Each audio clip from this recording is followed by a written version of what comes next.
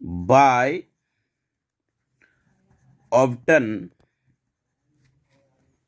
obtaining a sum greater than 9 and f represents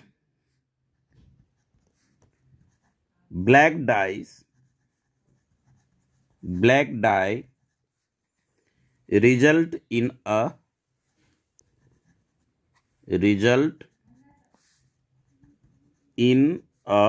5. Okay, तो ई के लिए ऑल इवेंट्स जिसका सम मोर देन 9 हो वो होगा 4 6 6 4 5 5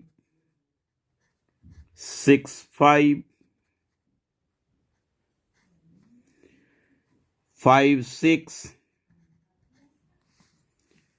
6 5 5 6 6 6 1 2 3 4 5 6 नंबर ऑफ ई जो है वो 6 है। तो प्रोबेबिलिटी ऑफ ई क्या होगा? Favourable event, total event. F के लिए आप देखें फर्स्ट डाई में ब्लैक हम ले रहे हैं फर्स्ट को, तो उस पर 5 अपीयर होना चाहिए। तो 5 1 5 2 5 3 5 4 5 5 5 6 ये टोटल इवेंट एफ का होगा, जिसमें ब्लैक डाइस पे फर्स्ट डाई डिनोटेड 5 वो 5 सब में है, उसके साथ 1 2 3 4 5 6 इस तरह से आ गया। तो नंबर ऑफ एफ जो है वो है 6। तो पी एफ भी आपका होगा 6/36। अब ई इंटरसेक्शन एफ का ऑल इवेंट आप चूज करें, तो इसमें 5 1 तो इसमें तो लेस देन 9 हो ही नहीं सकता, तो लेस मोर देन 9 2 होगा 5 5 एंड 5 6। तो इसका ओनली 2 इवेंट 5 5 एंड 5 6 वो कॉमन इवेंट है। सो इंटरसेक्शन एफ, तो 5 5 ये आ गया। Number of E intersection F equals to 2, probability of E intersection F equals to 2/36। Then find the probability E upon F equals to probability of E intersection F upon probability of second event। तो ये E intersection F 6/2/36 upon P upon F, F probability of 6/36। 36 cancel out, 2/6, 2 1 are 2, 3 1/3 answers. First part. Second part ये ए है अपना। B के लिए कह रहा है, बी में conditions, find the condition probability of obtaining the sum 8 less than not more than only 8 given that the red dice result in number less than 4। Red second dice अपना है जिसपे 4 से कम होना चाहिए, लेस होना चाहिए। तो इसमें भी ई हम लेंगे, ई का ऑल इवेंट लिखेंगे। तो ई का ऑल इवेंट हो जाएगा जिसका सम 8 हो, 2 6 2 6 3 5 4 4 5 3 एंड 6 2। तो number of E equals to 1 2 3 4 5 हो गया। तो पी ऑफ ई 5/36। अब आपका कह रहा है एफ के लिए, तो ये 10 का बी का पार्ट है। एफ के लिए इवेंट जो होगा वो रेड डाइस पे 3 से कम हो, तो उसके लिए 1 1 1 2 1 3, अब 2 2 2 1 2 2 2 3, इस तरह से 2 3, फिर 3 1 3 2 3 3, 4 1 4 2 4 3, फिर 5 1 5 2 5 3 6 1। ये सेकंड डाइस रेड शो कर रहा है, रेड डाइस।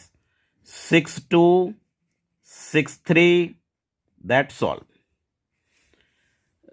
4 5 6 6 3, इतने इवेंट हो गए।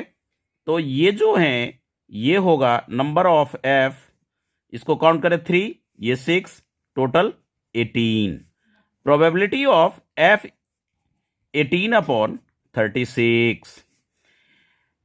ई इंटरसेक्शन एफ, तो आप ई में जो अपना इवेंट है वो इवेंट ई का 2 6, जिसका सम 8 होगा, और रेड में 4 से कम होगा, तो ओनली वन इवेंट ये 5 3 और 6 2 की पॉसिबिलिटी है।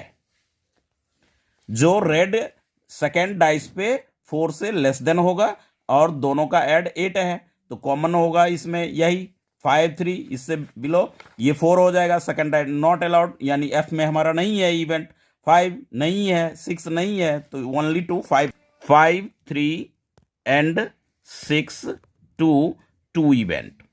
तो number of E intersection F equals to 2, probability of E intersection F equals to 2 upon 36. Then probability of E upon F equals to probability of E intersection F upon probability of F equals to probability of F intersection 2 upon 36. Then 18 upon 36. 36 cancel out. 2 upon 18, 2 1 the 2, 9, 1 upon 9. It is answer of second part of B. Second part of B, 1 upon 9. Sum number 11th में देखें, a fair dice is rolled. Only one dice की बात हो रही है, केवल एक dice role किया गया है, तो इसकी नंबर ऑफ सैंपल स्पेस जो होगा वो होगा 6।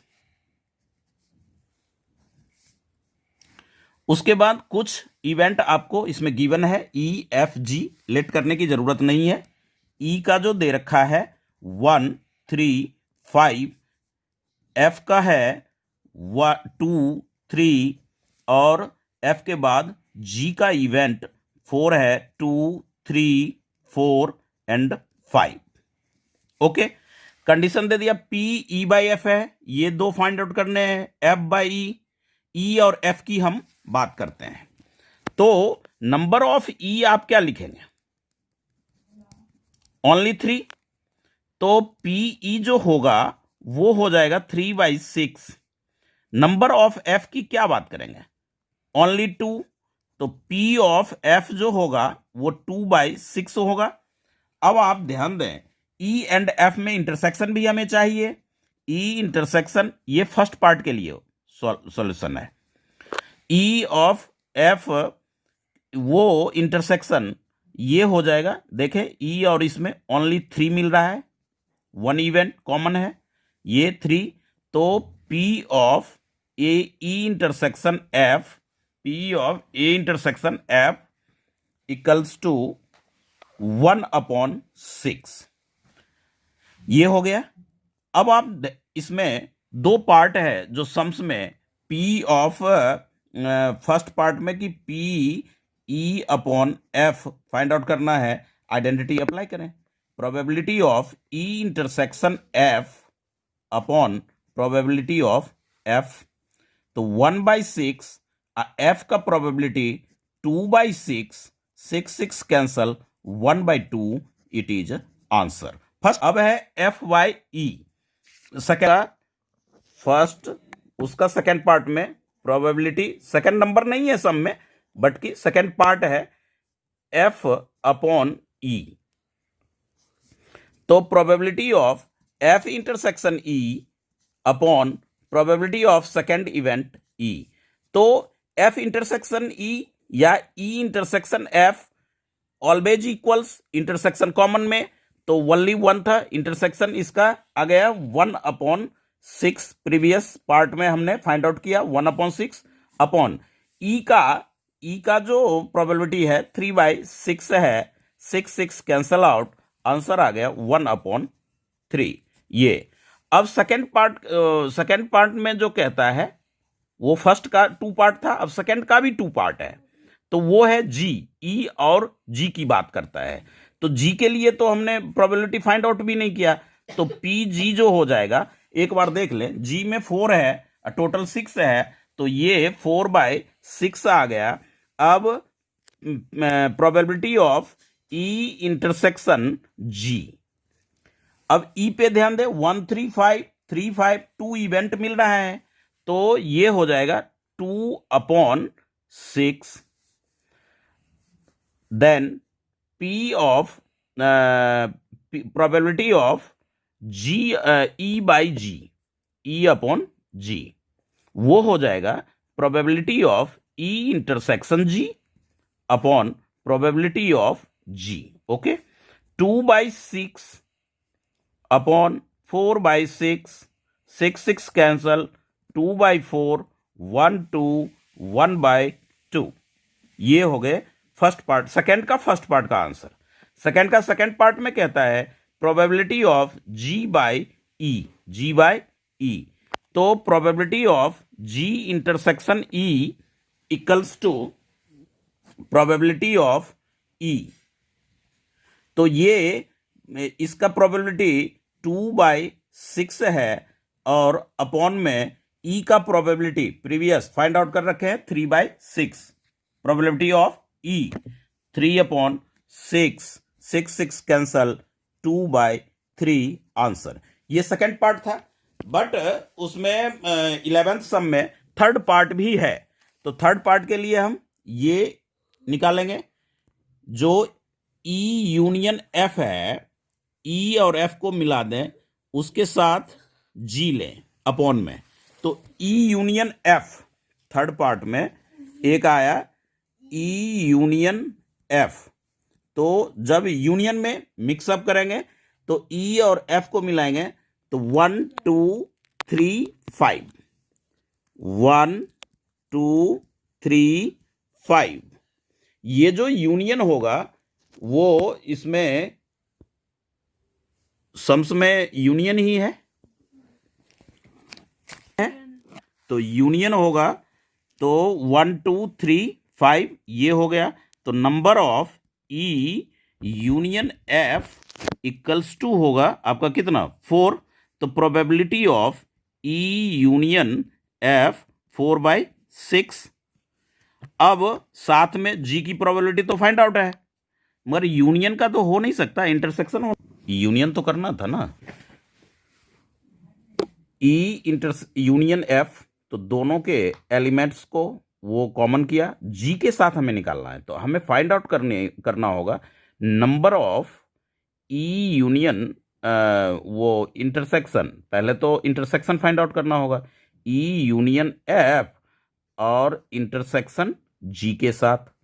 तो इसका जो इवेंट होगा ये 1 2 5 है और जी 2 3 4 5 है, तो आप देखेंगे कि 3 5 कॉमन है, 3 5 5, तो ये कैंसल्स है, ये इसमें इंटरसेक्शन नहीं निकला था, इंटरसेक्शन निकालना होगा पहले, ये इंटरसेक्शन फाइंड आउट हो गया। नंबर ऑफ ये हो गया E union F intersection G, वो आपका आ गया 2। तो probability of E union F intersection G ये जो होगा वो 2 क्या होगा, टोटल 6। अब जी का प्रोबेबिलिटी आप पहले फाइंड आउट कर रहे, वो पी ऑफ जी 4/6, तो आइडेंटिटी अप्लाई कर दें। फाइंड आउट करना है probability of E union F intersection union upon G, ये हमें फाइंड आउट करना है। तो प्रोबेबिलिटी ऑफ होगा E union F intersection G upon probability of जी।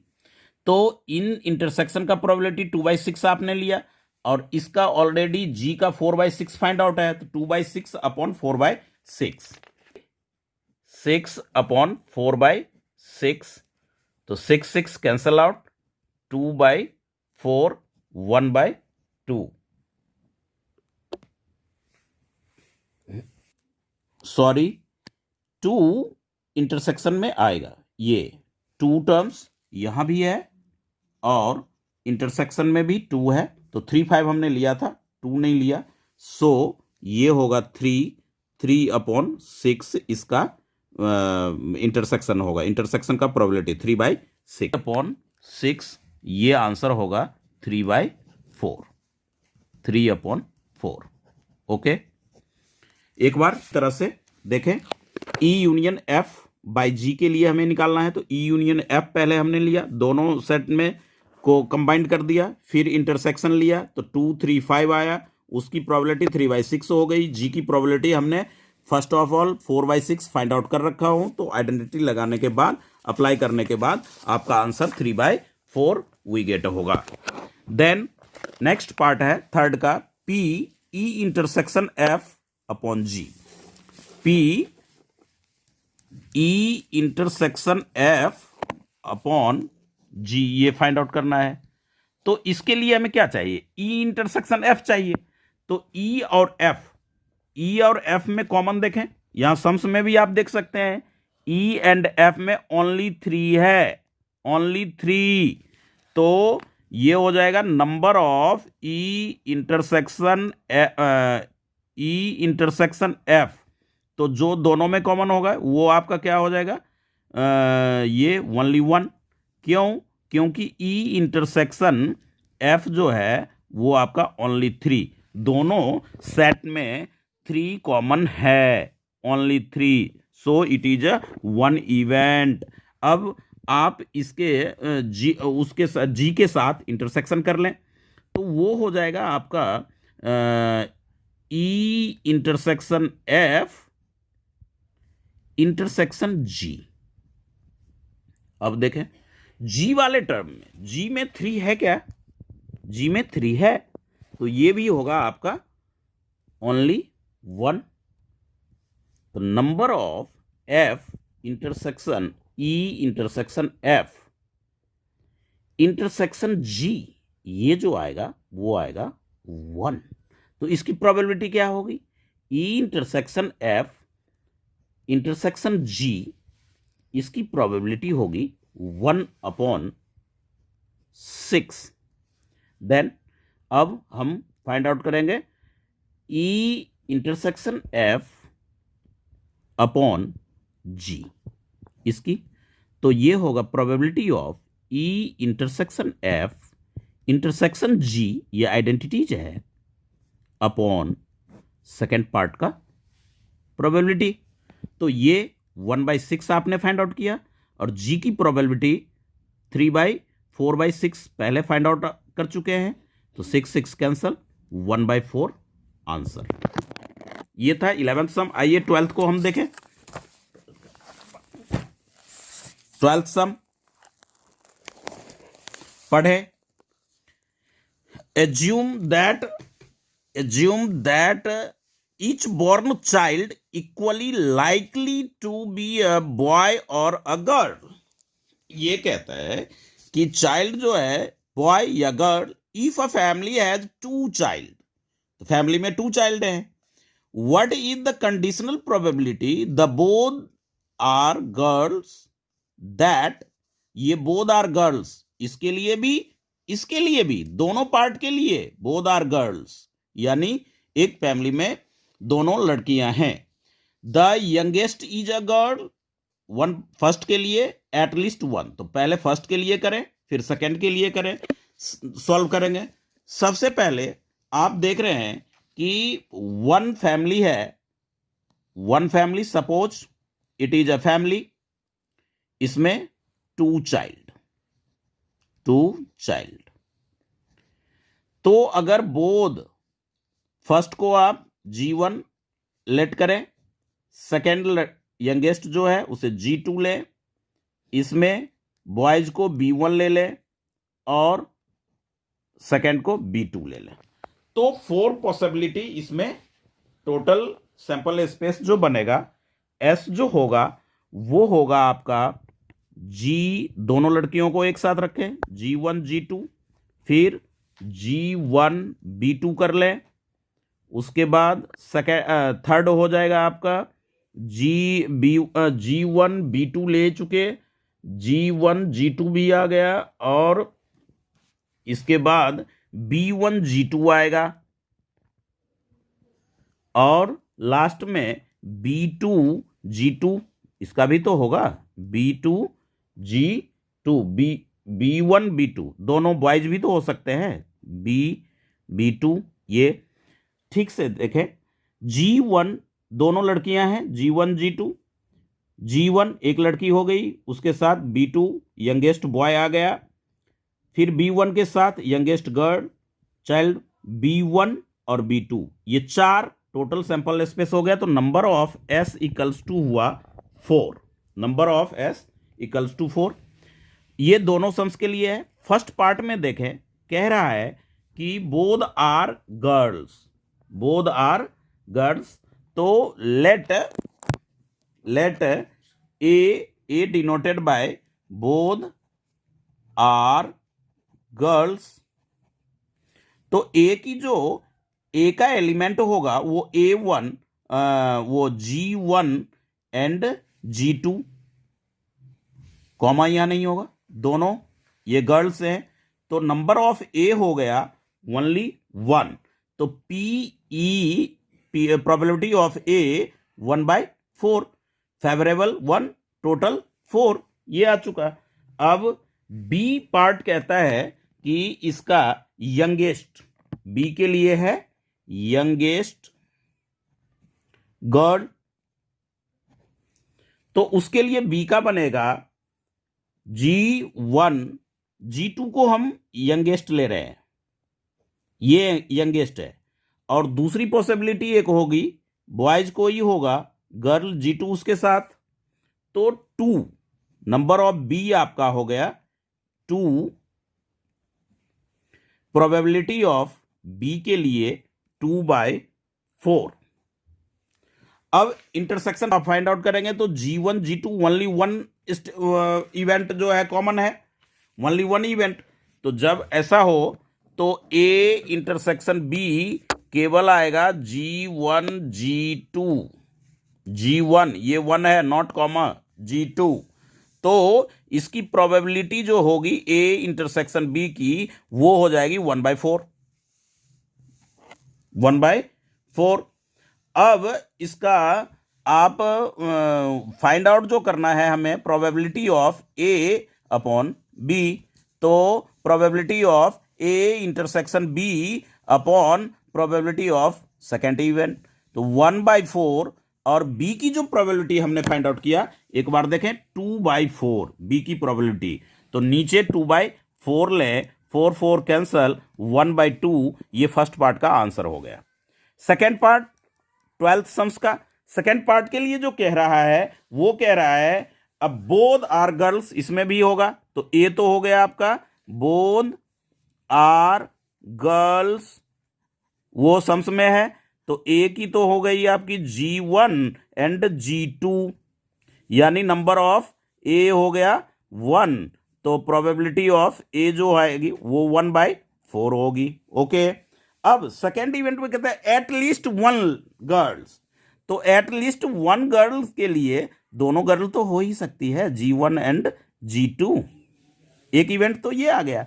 उसके बाद इसमें जो आएगा वो हो गए आपके G1 G2, पहली G1 के साथ B2 भी तो आएगा, एक लड़की है इसमें 2 लड़की है, फिर आपका आएगा B1 G2, तो 3 इवेंट टोटल बी में आएंगे।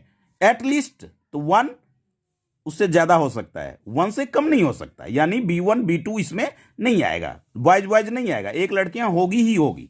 तो number of B equals to 3, probability of B equals to 3/4, A intersection B G G, ये ओनली वन टर्म्स, तो ये हो गया G1 G2, ये इवेंट है, तो probability of A intersection B equals to 1/4। अब आप फाइंड आउट करें probability of A upon B equals to probability of A intersection B, identities जरूर लिखें।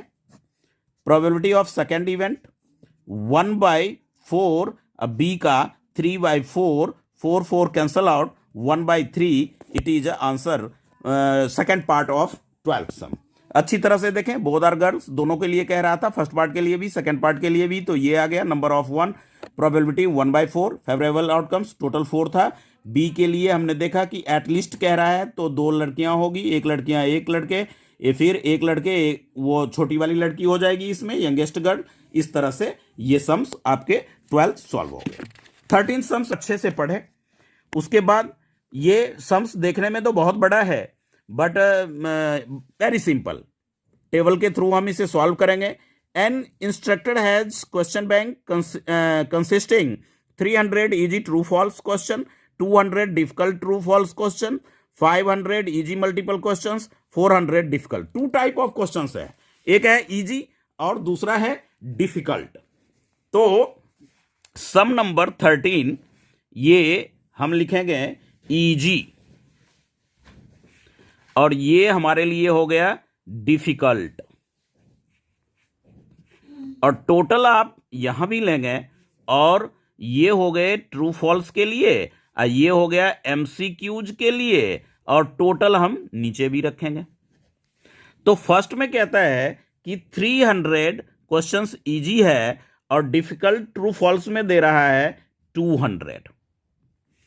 एमसीक्यूज में 500 इजी और 400 डिफिकल्ट। इधर से टोटल इसका हो गया 500, ये टोटल हो गया 900, और इसको आप प्लस करेंगे तो 1400, ये प्लस होगा तो 800, ये प्लस होगा तो ये हो गया 600। इस तरह से टेबल बना लिए। अब आप ये देखें कि easy, let E stand for easy और एफ स्टैंड फॉर डिफिकल्ट, ये हमने लेट कर लिया। डिफिकल्ट वाले सम्स में हम वो अप्लाई करेंगे एफ का, इजी के लिए ई। तो एमसीक्यूज के लिए एम ले लेंगे। एमसीक्यूज के लिए क्या स्टैंड करेगा हमारा एम। ये 3 लेटर हमने 3 टर्म्स के लिए लेट कर लिया। अब साथ में probability of E upon M हमें फाइंड आउट करना है। तो आप लिखेंगे probability of E intersection M upon probability of second event M, ऐसा तो लिखते हैं। अब आइए ई इंटरसेक्शन एम, यानी कि ईजी और मल्टीपल। तो ईजी में मल्टीपल क्या है 500 है, तो ये इंटरसेक्शन आ गया, तो इसकी जो प्रोबेबिलिटी होगी वो होगी 500, और टोटल का टोटल कितना है 1400, तो प्रोबेबिलिटी में तो टोटल इवेंट आएगा। अब एम की बारी, एम में आए, एम कितना है यानी मल्टीपल, तो मल्टीपल भी तो अपना मल्टीपल टोटल मल्टीपल आ जाइए 900 है, टोटल मल्टीपल की बातें होगी तो 900, तो ये हो गया 900 अपॉन 1400, ये कैंसल ये कैंसल, ये हो गया 500 अपॉन 900, 0 कैंसल आउट, 5/9 आंसर। ये था 13। एक बार और समझें, ये क्वेश्चन बैंक या क्वेश्चन जो सेट करने वाले होते हैं उनको होता है कि इजी डिफिकल्ट ट्रू फॉल्स वाले में 300 इजी देना है, 200 डिफिकल्ट, टोटल 500 हो गया। ये टोटल आप इधर से भी और इधर से भी करेंगे, कॉमन पार्ट ये हो गया इंटरसेक्शन पोर्शन, तो इंटरसेक्शन 500/1400, ये टोटल हम लेते हैं। इस तरह से सॉल्व आप करते हैं, आइडेंटिटी अप्लाई करके कर सकते हैं। 14th सम देखें।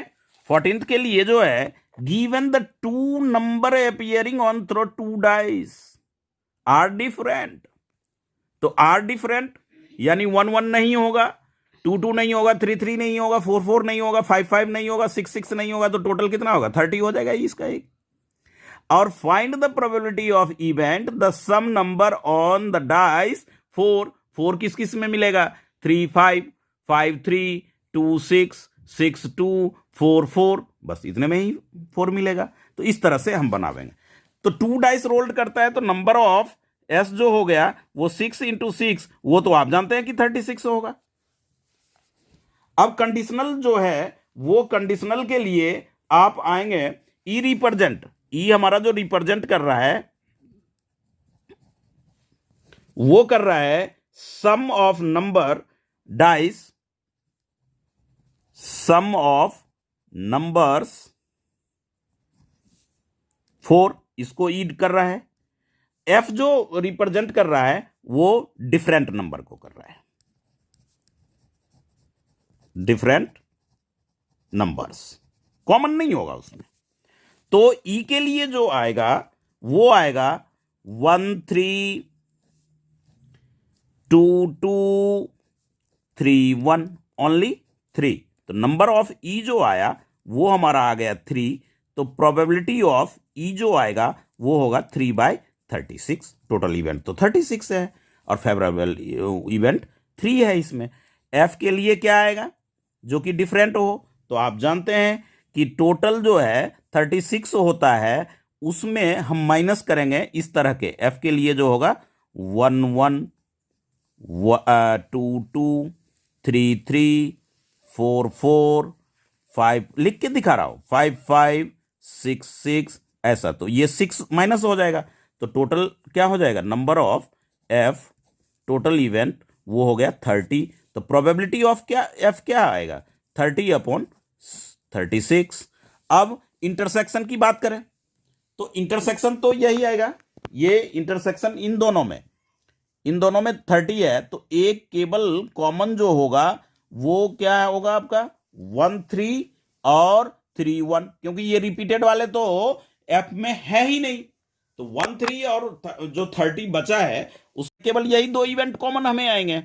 ध्यान दें टोटल 36 है जिसमें ये भी इंक्लूड है, तो ये ई में है बट ये इवेंट एफ में नहीं है। सो कॉमन पार्ट जो बाग ये तो उसमें है नहीं, तो कॉमन पार्ट यही दोनों आ गया। तो ये हो गए F E intersection F equals to 1 3 और 3 1, ऐसा। यानी number of E intersection F 2 हो गया, probability of E intersection F जो है वो 2/36 आप लेंगे। टोटल इवेंट तो 36 है। अब आप इसका प्रोबेबिलिटी फाइंड आउट कर दें, ई अपॉन ये पार्ट जो है वो है आपका 14 का ई अपॉन एफ, तो probability of E intersection F upon probability of F. Okay, second का तो ये जो होगा प्रोबेबिलिटी ऑफ ई इवेंट, तो आपने फाइंड आउट किया इंटरसेक्शन का 2/36 और एफ का जो प्रोबेबिलिटी आया वो आया 30/36। तो 2/36 और 30/36, ये 36 36 2 अपॉन 36 30 2 1 जा 2 15 1 अपॉन 15 आंसर्स 14 का 15 देखें इसमें कहता है consider the experiment of throwing a dice multiple of 3 comes up throw the dice. जब मल्टीपल ऑफ 3 होता है तो डाइस थ्रो की जाती है, नहीं अदर में क्या किया जाता है? टॉस किया जाता है। तो टॉस में तो एच या टी आएगा, यानी तो इस तरह से आप इसका सैंपल स्पेस आप ले सकते हैं। सैंपल स्पेस जो होगा वो आप देखें क्या बनता है। जैसे कि 1 आया तो 1 के साथ तो वो टॉस करेगा, तो 1 के साथ एच आएगा, 1 के साथ टेल आएगा, ये 2 हो गए। 2 आया तो 2 के साथ भी तो वो टॉस ही करेगा क्योंकि 2 इज नॉट मल्टीपल ऑफ 3। अब 3 आ गया तो 3 के साथ तो वो डाइस ही थ्रो करेगा, तो 3 2 3 3 3 4 3 5 3 6। फिर 4 आया तो 4 के साथ तो एच रहेगा, 4 के साथ तो टेल आएगा क्योंकि वो टॉस करेगा। फिर 5 आएगा, 5 के साथ h लेगा, टॉस करेगा वो 5 के साथ टेल, यानी कि जब 3 का मल्टीपल नहीं आता है तो वो टॉस करता है और अनदर नंबर में वो डाई थ्रो करेगा। 3 का मल्टीपल 6 आ गया तो 6 1, 6 2, 6 3, समझें, 6 4, 6 5, 6 6। ये टोटल इवेंट है 1 2 3 4 5 6 6 12 12 13 14 15 16 17 18 19 20। तो नंबर ऑफ एस जो आया टोटल सैंपल स्पेस वो आ गया 20। सम्स को सॉल्व करने के लिए ये नेसेसरी था। अब सम्स का अदर पार्ट ए के लिए जो कहता है कंडीशन कि वो 3 मल्टीपल नहीं होता है तो वो टेल आना चाहिए, हेड और टेल। तो हेड वो ए जो स्टैंड करेगा हमारा, उसका जो इवेंट होगा वो होगा 1T 2T 4T। क्यों? क्योंकि 3 के मल्टीपल में तो टॉस हुआ ही नहीं था, तो 3 और 6 की तो कोई मतलब ही नहीं है। तो आप इस तरह से देखेंगे कि नंबर ऑफ ए जो है वो अपना आया 4, नंबर ऑफ ए, तो प्रोबेबिलिटी ऑफ ए क्या हो जाएगा आपका 4/20, ये आ गया। एफ के लिए क्या कह रहा है कि जिसका सम कितना हो, एफ सेकेंड कंडीशन क्या है 15 में कि इवेंट क्वाइन टेल हो गया given at least on die so 3, एक डाई पे 3 होना ही चाहिए एटलीस्ट, 3 3 भी आ जाएगा इसमें, यानी कि 3 1, 3 2, 3 3, 3 4, 3 5, 3 6, ये आएगा। 6 3 भी तो आ सकता है, 6 3 भी तो आ सकता है। क्यों? अब आप ऐसा कहेंगे कि 1 3 क्यों नहीं आ सकता, 3 1 आया तो 1 3 क्यों नहीं आ सकता? तो 1 के साथ तो हेड और टेल है, 1 के साथ तो हेड टेल है, तो इसलिए ओनली ये। तो नंबर ऑफ बी जो आया वो आपका आ गया 7, 1 2 3 4 5 6 7। इसका ध्यान रखें, इसमें थोड़ा सा क्लू है, 3 6 आएगा मल्टीपल, ये भी हमारे पास है। तो नंबर वो प्रोबेबिलिटी ऑफ जो बी होगी वो हो जाएगी 7/20। अब ए इंटरसेक्शन बी ले लें, ए इंटरसेक्शन बी की बात करें तो ए इंटरसेक्शन बी वहां टेल वाला है या नंबर वाला है, तो क्या आएगा 5। जब 5 आए तो प्रोबेबिलिटी आपका 0 या 0 आएगा, यानी कि A/B equals to probability of A intersection B upon probability of second event. तो ये हो गया 5 मीन्स 0 अपॉन B का आपने क्या फाइंड आउट किया 7/20, ऊपर 0 है, सो इट इज 0 आंसर। 15 का ये पार्ट हो गया। अब 16 वेरी सिंपल है, 16 और 17 लास्ट, सेकंड लास्ट है 16 इस एक्सरसाइज का।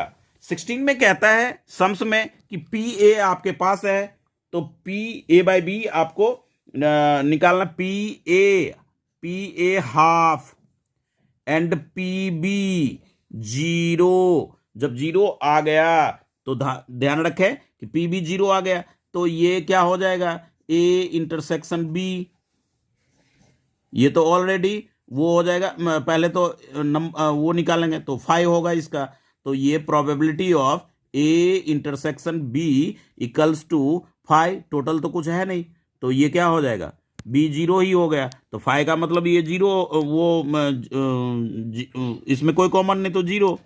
और बी का भी प्रोबेबिलिटी क्या, तो प्रोबेबिलिटी जो हम इसमें लिखेंगे ये 5 रखेंगे यहाँ पे, और इसका हो जाएगा आपका ये कुछ भी प्रोबेबिलिटी हो इसका क्या, उससे कोई फर्क नहीं पड़ेगा। आप जैसे ये A by B find out करेंगे, तो A by B find out करेंगे तो क्या हो जाएगा probability of A intersection B upon probability of B. जब नीचे में किसी के 0 होगा तो उसे नॉट डिफाइंड लिखा जाता है, नॉट डिफाइंड। ये आंसर हो गया 17 का।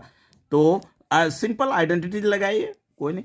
17th सम में देखें, 16 के बाद 17th सम जो है वो ए एंड बी इवेंट में कहता है प्रोबेबिलिटी ऑफ इतना, प्रोबेबिलिटी ऑफ इतना, ये सबसेट का है, वो आप 11 चैप्टर में पढ़ रखे हैं। तो P A by B equals to P B by A, इसके लिए ये हो जाएगा probability of A intersection B upon probability of B, और ये आएगा probability of B intersection A upon probability of A.